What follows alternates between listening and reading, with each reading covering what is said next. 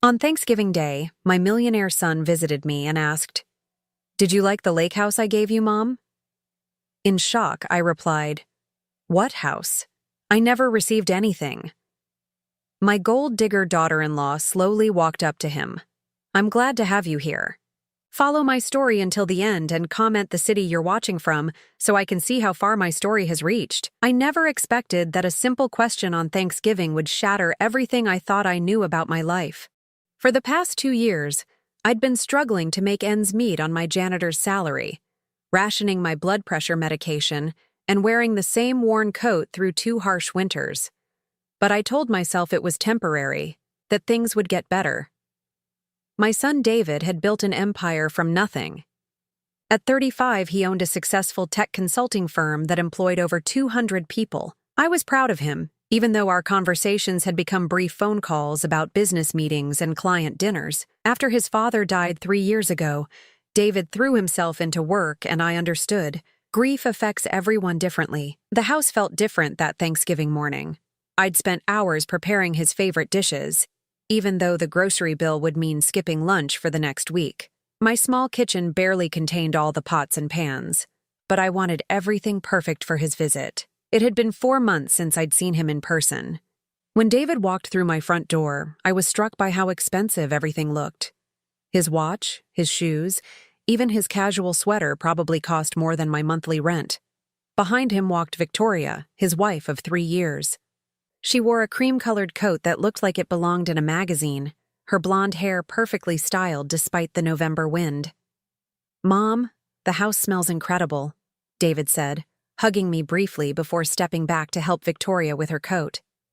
She smiled at me, that polished smile she always wore, but her eyes seemed to be calculating something. We sat down to dinner, and I listened as David talked about expanding his business to the West Coast. Victoria chimed in occasionally, mentioning their recent trip to Europe and the renovations they were planning for their home. I nodded and smiled, even though each detail reminded me of the growing distance between my life and theirs.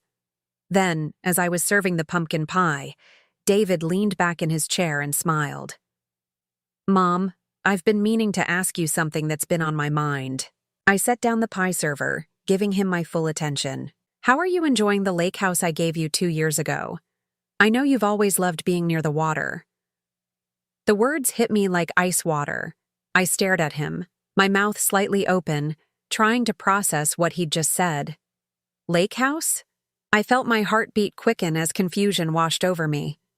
"What lake house, honey?" "I never received any lake house," David's smile faltered. He glanced at Victoria, who had gone very still beside him. "The house on Lake Morrison. I had it transferred to your name for your birthday 2 years ago. Don't you remember?" I shook my head slowly, feeling dizzy. "David, I would remember receiving a house. I've never gotten anything like that. Are you sure you're not thinking of someone else?" Victoria suddenly stood up, her napkin falling to the floor. "Oh, I just remembered," she said, her voice slightly higher than usual. "I need to make a phone call about tomorrow's appointment. Excuse me." She walked quickly toward the kitchen, pulling out her phone. But something about her movement felt wrong, urgent in a way that made my stomach clench. David was frowning now, his businessman's mind clearly trying to solve a puzzle. "Mom, that's impossible. I specifically had my assistant handle all the paperwork. The deed should have been mailed to you, and there were supposed to be monthly maintenance payments set up too." "Monthly payments?" I felt my legs weaken. "What monthly payments?" "The $1,500 I've been sending you every month to help with expenses. My assistant assured me you were receiving everything." The room seemed to tilt. $1,500 a month for 2 years. That was $36,000, enough to have changed everything for me. Enough to buy the medications I needed, to fix my car, to not worry about every grocery purchase. I gripped the edge of the table. "David, I swear to you, I haven't received any monthly payments. I've been struggling to pay for my blood pressure medication. Last month I had to choose between groceries and my electric bill." David's face went white. He stood up abruptly, his chair scraping against the floor. "That's impossible. I have receipts, bank transfers. Everything should be documented." From the kitchen I could hear Victoria's voice, low and urgent, though I couldn't make out the words.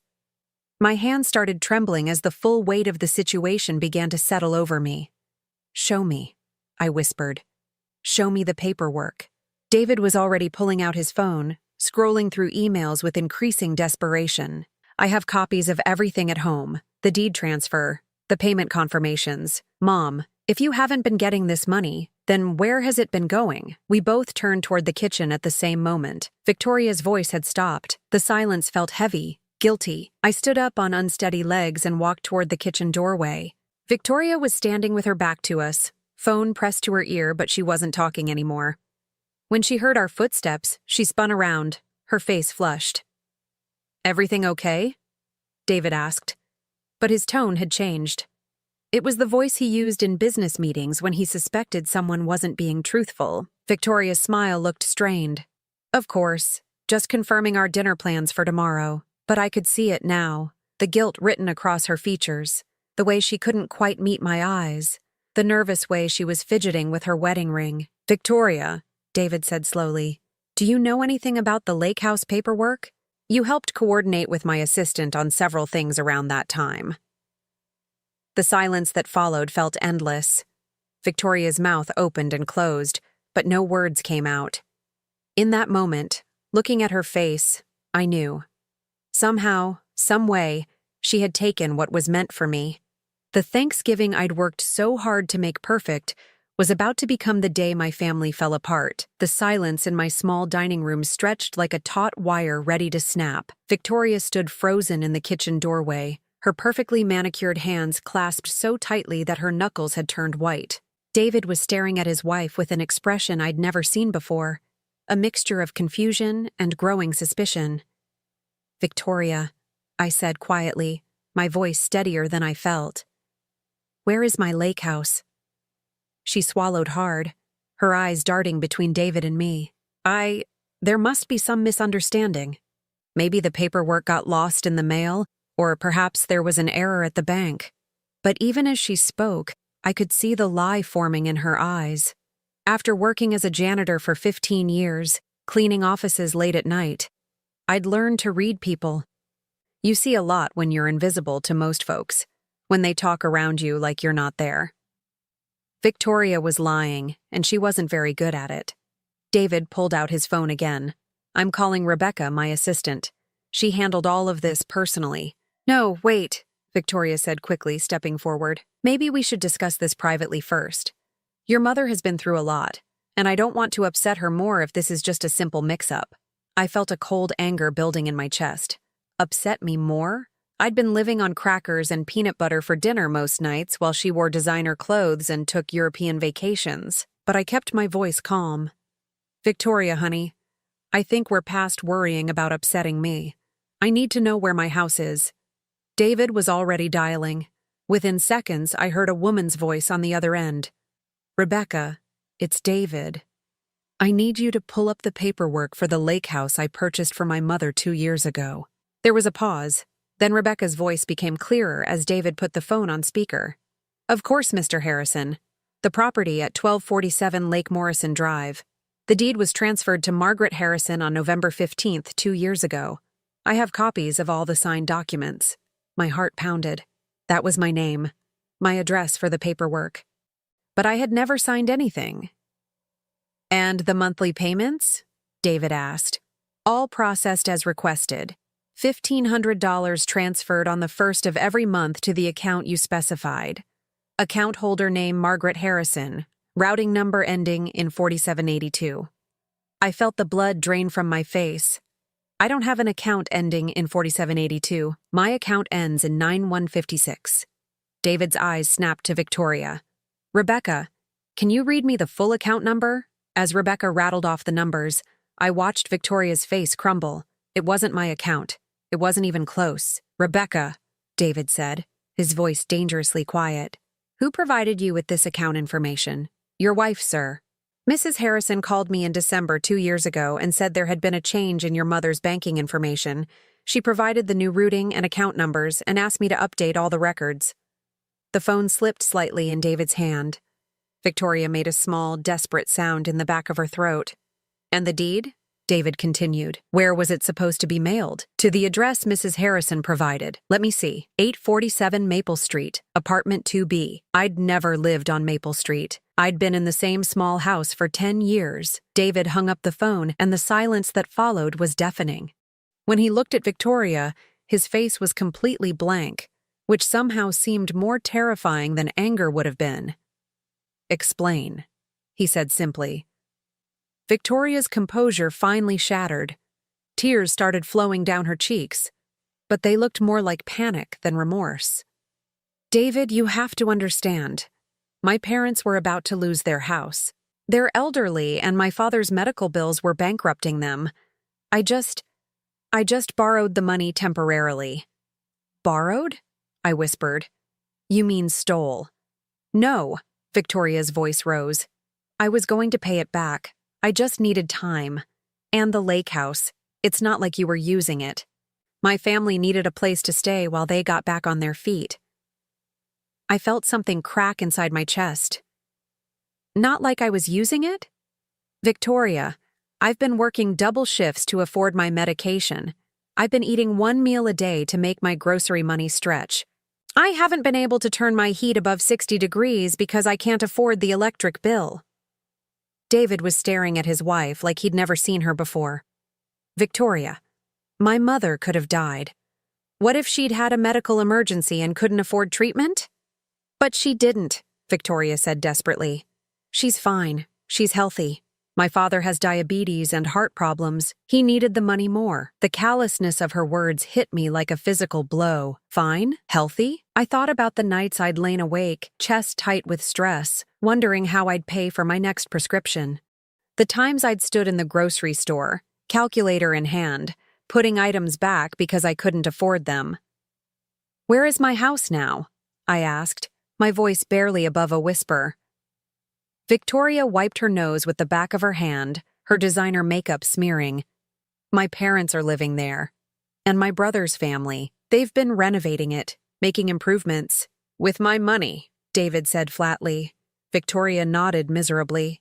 I sank into my chair, feeling suddenly exhausted. For 2 years, I'd told myself that David was too busy to check on me regularly, that his success meant he didn't need to worry about his mother anymore.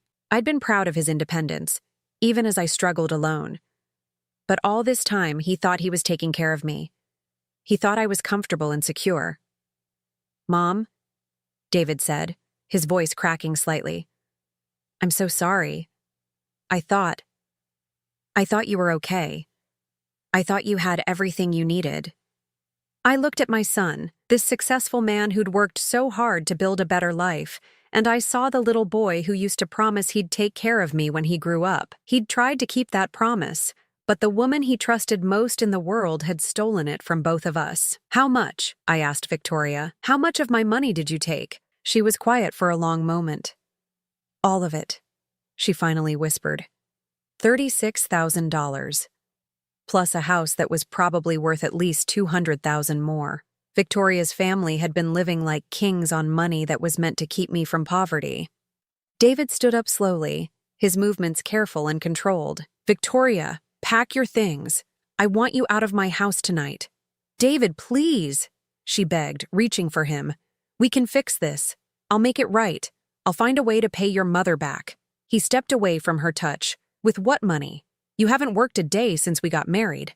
Everything you have, everything your family has been living on, was stolen from my mother. I watched my daughter-in-law fall apart, and I felt nothing. No pity, no satisfaction, just a hollow emptiness where trust used to be. She'd looked me in the eye for 2 years, had sat at this very table, knowing I was struggling while her family lived in luxury at my expense. As Victoria's sobs echoed through my small dining room, I realized that this Thanksgiving would indeed be unforgettable. But not because of the family gathering I'd hoped for. It would be remembered as the day I learned that sometimes the people who smile the brightest are the ones hiding the darkest secrets. After Victoria left that night, sobbing and begging for forgiveness that neither David nor I could give, my house felt different. Quieter, but not peaceful.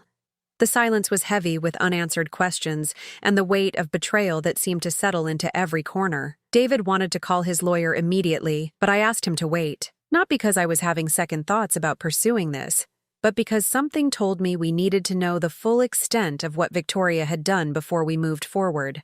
Thieves rarely steal just once, and I had a feeling this went deeper than a house and some monthly payments. "Mom, you don't need to do anything," David said as he sat across from me at my kitchen table, his expensive suit wrinkled from the long, awful day. "Let me handle everything. You've been through enough." But I shook my head. For 2 years, I'd been the victim of Victoria's lies. I'd been helpless, unknowing, while she systematically robbed me of what little security I might have had. Now I knew the truth, and I wasn't going to sit back and let others handle my business. "I need to see it all," I told him. "Every document, every bank record, every piece of paperwork. I need to understand exactly what she did to me." The next morning, after David went home to change clothes and gather documents, I called in sick to work for the first time in 2 years. Mrs. Henderson, my supervisor, was surprised but understanding when I told her I had a family emergency. If only she knew. David returned with boxes of paperwork and his laptop. We spread everything across my small dining table, the same table where Victoria had sat just hours before, playing the role of the concerned daughter-in-law while hiding her crimes.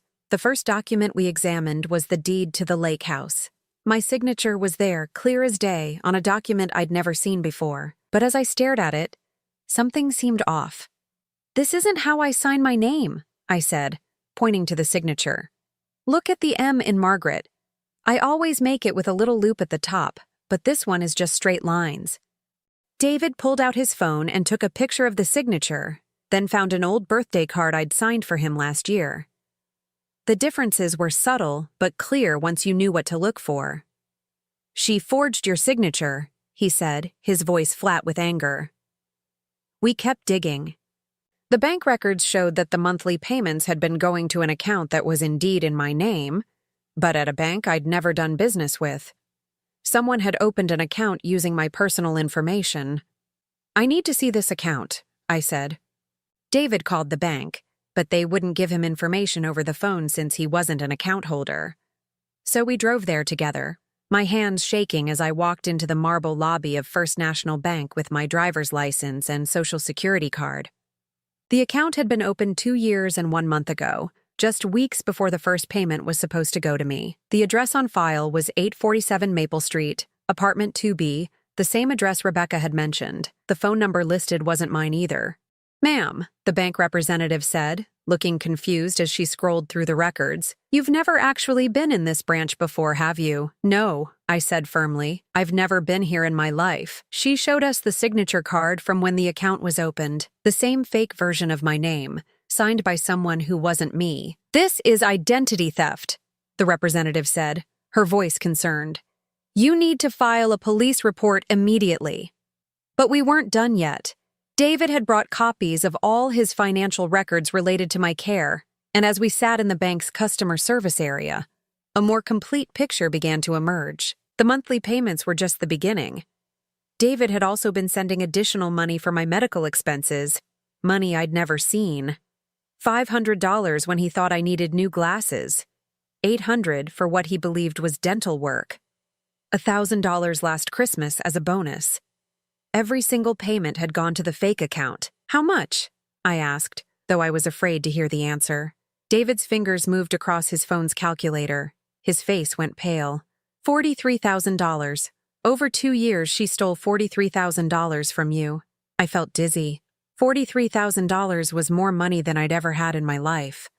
It was enough to have changed everything, to have given me security and comfort in my older years instead of the constant stress of living paycheck to paycheck. We drove to 847 Maple Street next. It was a rundown apartment complex on the other side of town, the kind of place with flickering neon signs and broken concrete steps. Apartment 2B was empty with a "for rent" sign in the window. She probably rented it just long enough to establish the fake address, David said, his jaw tight with anger. But I was thinking about something else. "David, how did she get my personal information?"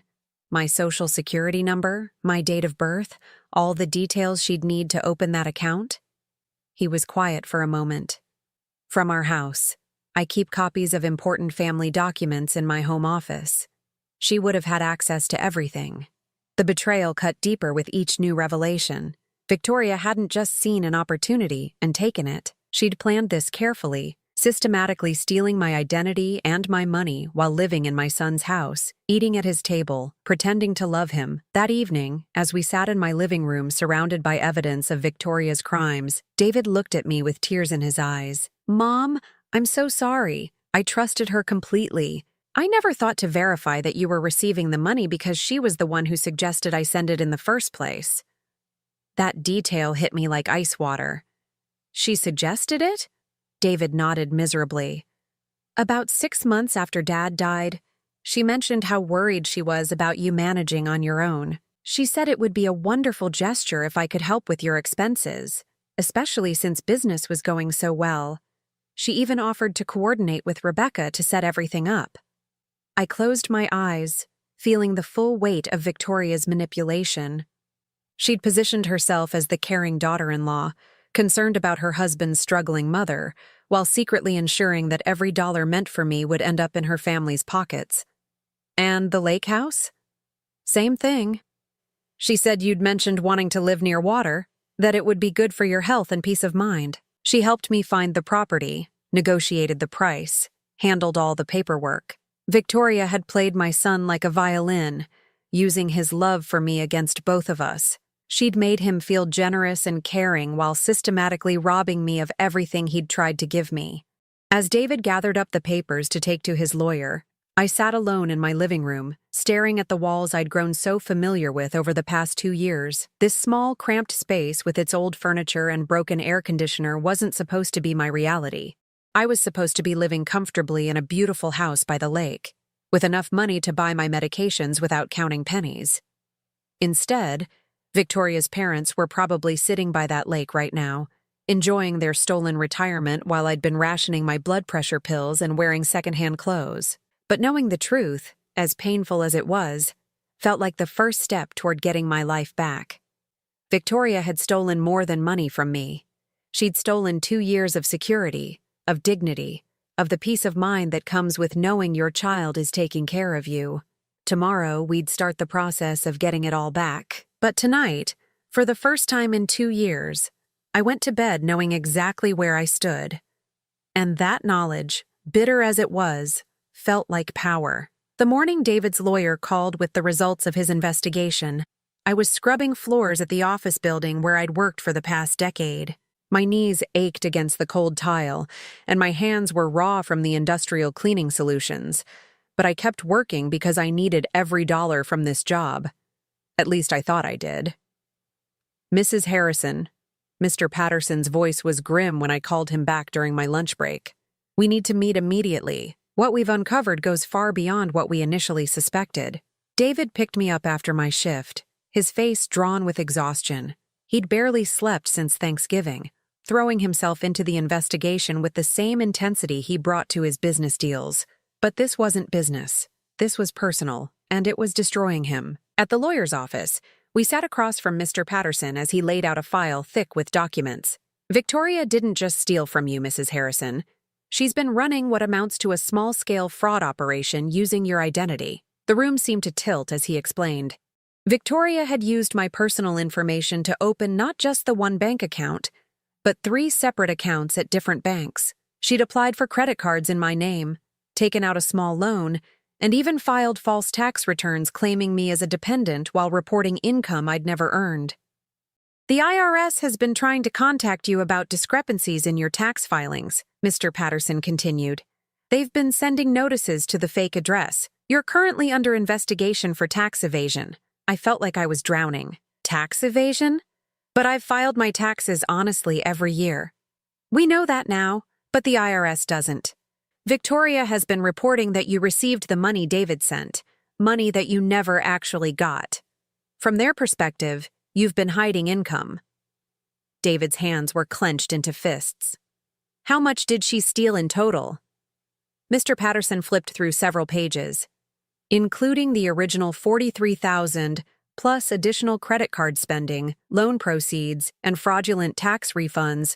We're looking at approximately $78,000. The number hit me like a physical blow. $78,000. I made $18,000 a year scrubbing floors. Victoria had stolen more than 4 years of my salary. And the house? That's where it gets more complicated, Mr. Patterson said. The property is legally in your name, Mrs. Harrison, based on the forged deed. Victoria's family has been living there, making improvements with the stolen money, and they've actually increased the property value significantly. I thought about Victoria's parents, whom I'd met only twice at family gatherings. They'd seemed like nice people, a little overwhelmed by their daughter's wealthy lifestyle but grateful for her success. Had they known where the money was coming from? Had they known they were living in a house stolen from their son-in-law's mother? Can we get it back? David asked. Yes, but we'll need to involve law enforcement. This isn't a civil matter anymore. This is criminal fraud, identity theft, and tax evasion. Victoria could face serious prison time. I was quiet for a long moment, thinking about the woman who'd sat at my table just days ago, crying and begging for forgiveness. She'd seemed genuinely remorseful, but now I wondered if those tears had been real or just another manipulation. What about her family? I asked. Her parents? Her brother with the children? Mr. Patterson's expression was sympathetic but firm. They'll have to vacate the property. If they can prove they didn't know the money was stolen, they might avoid criminal charges, but they can't keep what was bought with fraudulent funds. David was staring out the window, his jaw tight. Where is Victoria now? She's staying with her parents at the lake house, Mr. Patterson said. Our investigator confirmed she's been there since she left your house on Thanksgiving. So she ran straight to the people who'd been living off my mother's stolen money, David said bitterly. Of course she did. That afternoon, we drove to Lake Morrison. I'd never seen the house that was supposedly mine, and as we pulled into the long driveway, I gasped despite myself. It was beautiful, a sprawling ranch-style home with large windows overlooking the water, surrounded by mature trees and well-maintained gardens. This was what David had intended for me. This peaceful, comfortable place where I could have spent my retirement years watching the sun set over the lake, instead of worrying about whether I could afford my next meal. Victoria's father answered the door, his face falling when he saw David and me. Oh, he said quietly. We've been expecting you. Victoria appeared behind him, looking smaller and younger than I'd ever seen her. Her designer clothes had been replaced with jeans and an old sweater, and her face was puffy from crying. Margaret, she said, her voice barely above a whisper. I'm so sorry. I looked at her, this woman who'd smiled at me across countless dinner tables while systematically destroying my financial security, and I felt nothing but cold anger. Are you? I asked. Are you really sorry, Victoria? Or are you just sorry you got caught? She started crying again, but I wasn't moved. I'd seen her tears before, had believed in them, had even felt sorry for her sometimes when David worked long hours and she seemed lonely. I never meant for it to go this far, she sobbed. It started with just borrowing the first payment to help my parents with their mortgage. I was going to put it back before anyone noticed. But you didn't, David said, his voice like ice. You took more and more. You stole my mother's identity, filed false tax returns, opened credit cards in her name. That's not borrowing, Victoria. That's fraud. Victoria's mother had appeared in the doorway, her face streaked with tears. We didn't know, she said desperately. We thought David was just being generous, helping us through a difficult time. Victoria told us he'd insisted on buying us the house. I looked at this older woman, probably close to my age, and I saw genuine shock and horror in her eyes. She hadn't known. None of them had known except Victoria. The IRS thinks I'm a tax cheat because of what your daughter did, I said quietly. I could go to prison because Victoria filed false returns in my name. Victoria's mother gasped, pressing a hand to her mouth. Oh my God, Victoria, what have you done? But Victoria just kept crying, offering excuses and apologies that meant nothing now. She'd had 2 years to confess, 2 years to make this right, and she'd chosen to dig deeper instead. Mr. Patterson stepped forward with a briefcase full of legal documents. "Mrs. Stevens, I'm going to need you and your family to vacate this property within 30 days. Everything purchased with the fraudulent funds will need to be returned or compensated for." As I watched Victoria's family absorb the reality of their situation, I felt something I hadn't expected. Relief. Not satisfaction, not revenge, just relief that the truth was finally out in the open. "The police will be here tomorrow to arrest Victoria," Mr. Patterson continued. "I'd recommend she turn herself in voluntarily." Victoria looked up at David with desperate eyes. "Please don't let them arrest me. I'll pay everything back, I promise. I'll get a job, I'll work day and night." David shook his head sadly. "With what skills, Victoria? You've never worked a day in your life. You don't even know how to work. All you know how to do is take." As we left the lake house, I turned back for one last look at the place that should have been my home for the past 2 years. Soon it would be, but it felt hollow now, tainted by the knowledge of how Victoria had stolen it from me. "Mom," David said as we drove away, "I'm going to make sure you never want for anything again. I'm going to take care of you the way I should have been doing all along." I patted his hand gently. "You were taking care of me, honey. It's not your fault that Victoria stole what you gave me." But as we drove back toward my small, cramped house, I knew that everything was about to change. Victoria would face the consequences of her crimes, and I would finally get the security and comfort that David had always intended for me to have. The confrontation was over. Now came justice. The divorce papers were finalized on a gray Tuesday in February, 3 months after that devastating Thanksgiving dinner. I sat in the courthouse hallway beside David as his lawyer emerged from the courtroom with news that Victoria had signed everything without contest. She'd already been sentenced to 18 months in prison for fraud and identity theft, and fighting the divorce would have only added legal fees she couldn't afford. "It's done," Mr. Patterson said, sitting down beside us. "The marriage is dissolved. All assets purchased with stolen funds revert to their rightful owners. Mrs. Harrison, you now legally own the lake house, and all the money in the fraudulent accounts has been frozen pending full restitution." David let out a long breath. "What about her family?" "They vacated the property last week. Her parents moved in with her brother temporarily, and they've been surprisingly cooperative. I think they're genuinely horrified by what Victoria did." I felt a strange mix of relief and sadness. Relief that this nightmare was finally ending, but sadness for the collateral damage. Victoria's parents were innocent victims too, in their own way. They'd lost their home and their savings, all because their daughter had chosen to steal instead of asking for help honestly. The weeks that followed were a whirlwind of paperwork and adjustments. David threw himself into making things right with the same intensity he'd once brought to building his business. He hired a team of accountants to untangle Victoria's fraudulent tax filings, worked with the IRS to clear my name, and personally oversaw every detail of transferring ownership of the lake house back to me. But the most important change was in David himself.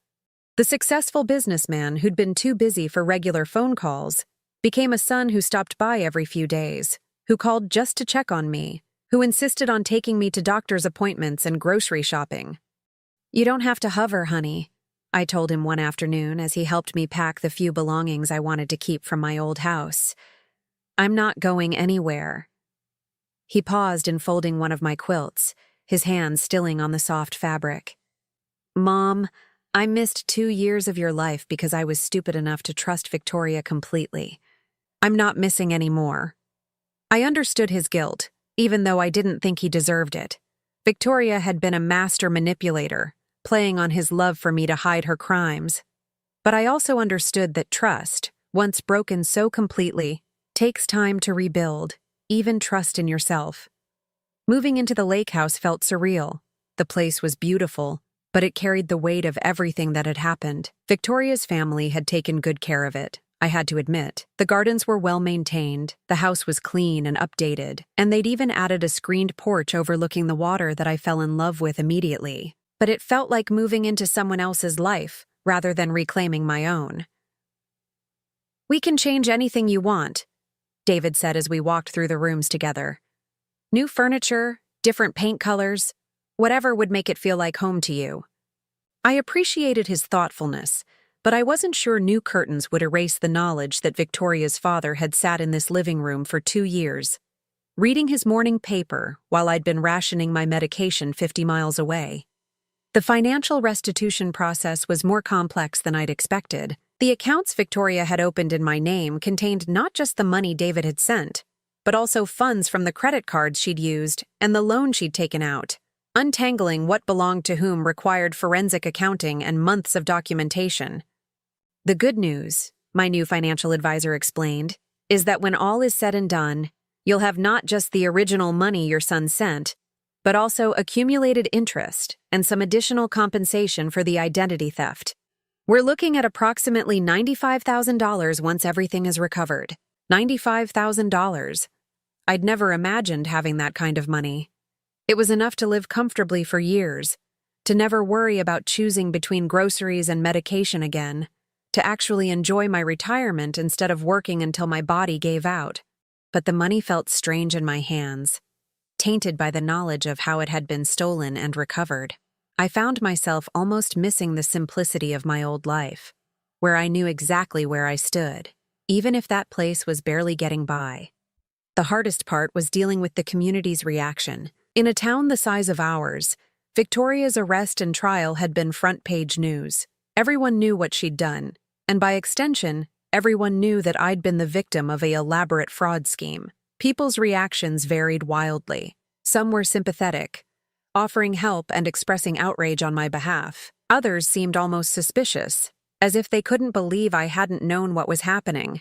A few made comments that suggested they thought I should be grateful for the attention, as if being defrauded was somehow better than being ignored. The worst were the people who acted like I'd won the lottery instead of having my identity stolen. "Well, at least it all worked out in the end," one neighbor said cheerfully. "Now you're sitting pretty by the lake." I wanted to shake them, to explain that having your daughter-in-law systematically steal your identity and rob you for 2 years isn't something that just works out.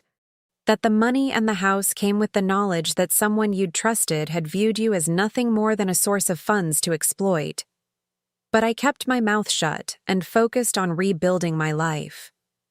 The first night I spent alone in the lake house, I sat on the screened porch with a cup of tea, watching the sun set over the water. The view was beautiful, peaceful in a way I'd never experienced before.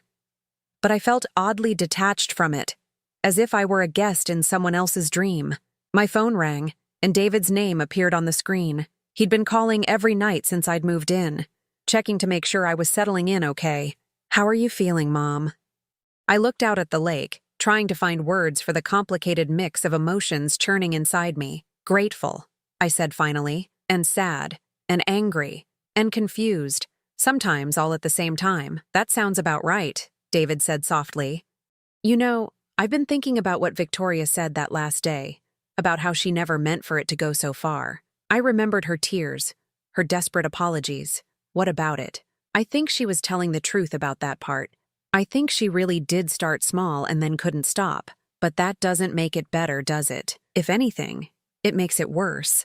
She had dozens of opportunities to confess, to make it right, and she chose to dig deeper every single time." He was right. Victoria's initial crime might have been impulse or desperation, but everything that followed had been calculated deception.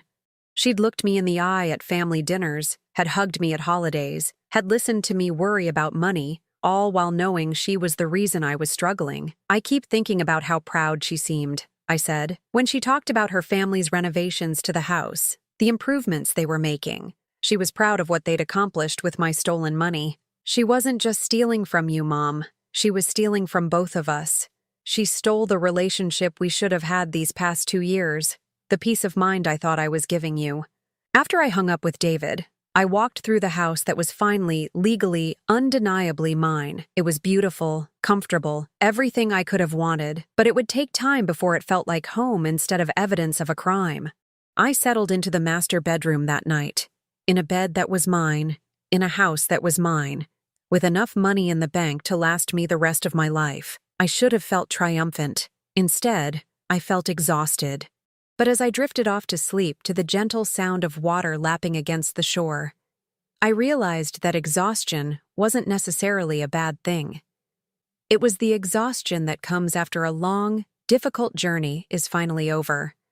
Tomorrow, I could begin the work of making this stolen dream into something that truly belonged to me. 1 year later, I stood in the same screened porch where I'd spent that first confused night, but everything had changed. The space that had once felt foreign now wrapped around me like a comfortable embrace.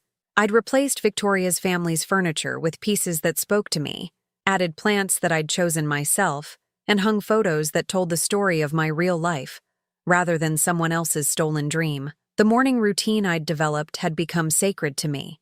Coffee on the porch as the sun came up over the lake, watching the water change colors with the light. It was a luxury I'd never imagined I'd have, this peace, this time to simply exist without the constant weight of financial worry. David's car pulled into the driveway, right on schedule for our weekly breakfast together. This tradition had started months ago, after his initial guilt-driven hovering had settled into something more natural. We'd both learned to navigate this new relationship, one built on honesty rather than the false foundation Victoria had created. "Morning, Mom," he called as he came through the front door, carrying a bag from the bakery in town. "I brought those cinnamon rolls you like." I smiled, setting 2 plates on the kitchen table. "You don't have to bring me pastries every week, honey. I'm perfectly capable of feeding myself now." He grinned. "I know you are, but I like bringing them. Besides, Mrs. Chen at the bakery always asks about you. Half the town has adopted you as their favorite success story." It was true. The same community that had whispered about my situation during Victoria's trial had embraced me once justice was served. People stopped me at the grocery store to ask how I was settling in.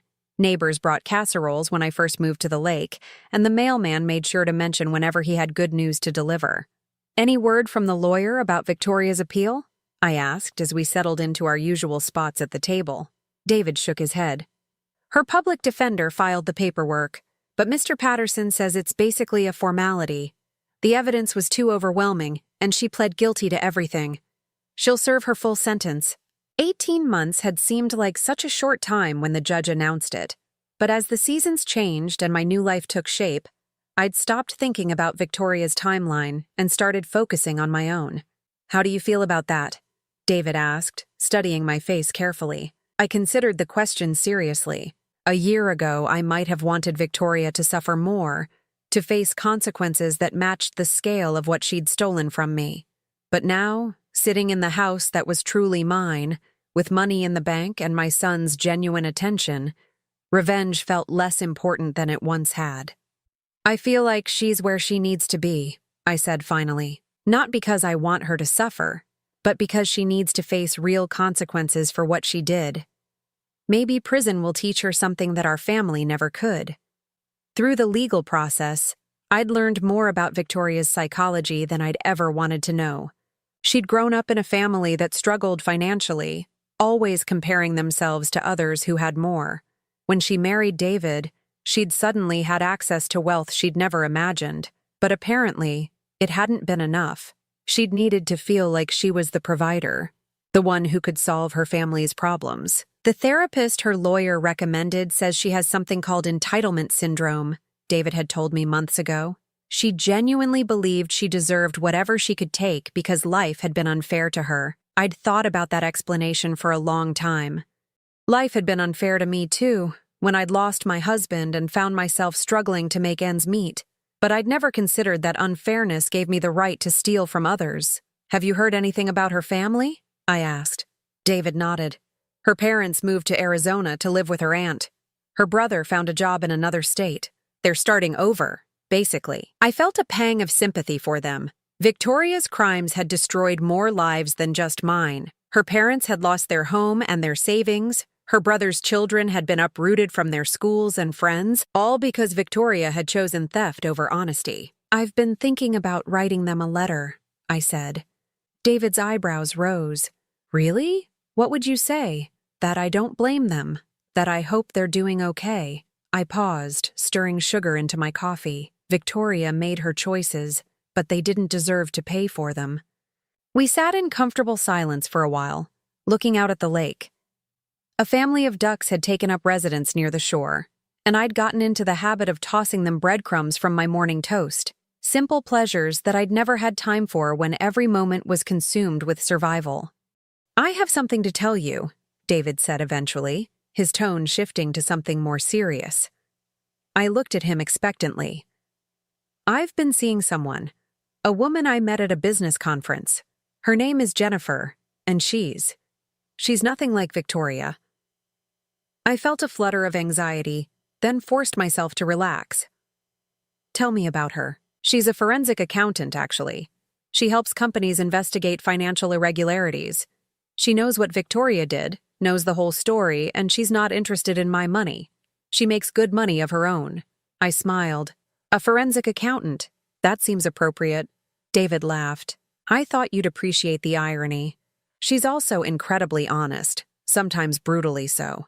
She told me on our third date that she thought I was too trusting and needed to work on my boundaries. Smart woman.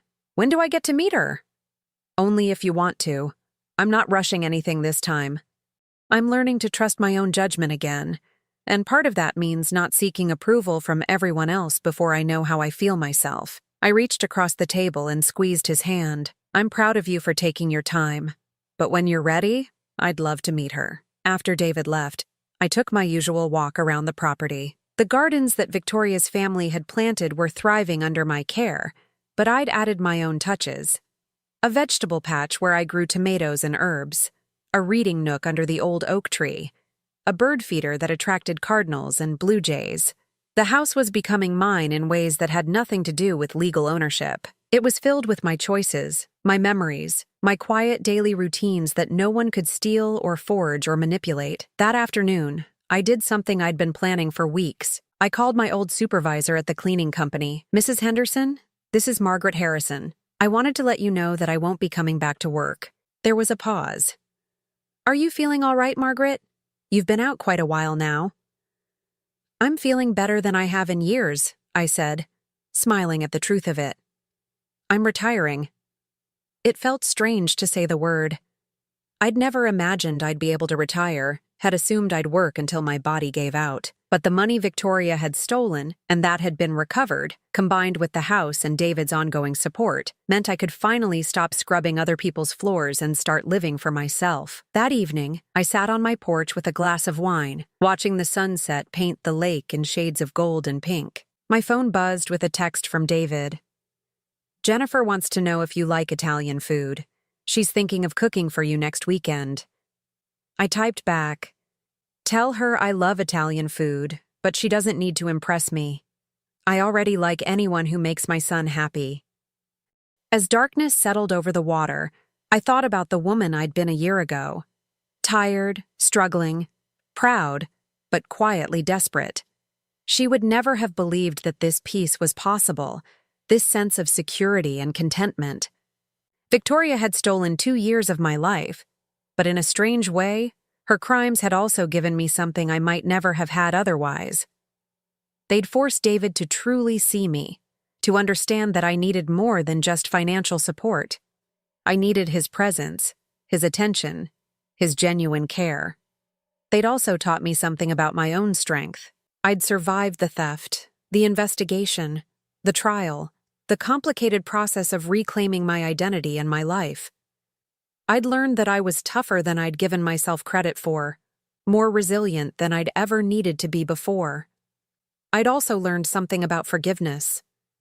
Not forgiveness for Victoria, who would have to earn that through genuine change that I might never witness, but forgiveness for myself, for being trusting enough to believe in her lies, and forgiveness for David, who'd been manipulated just as thoroughly as I had been. As I locked up the house and headed to bed, I felt the deep satisfaction that comes from a day well lived and a life reclaimed. Tomorrow would bring new small pleasures, new quiet joys, new moments of peace that no one could steal. The lake house that had started as Victoria's crime scene had become my sanctuary.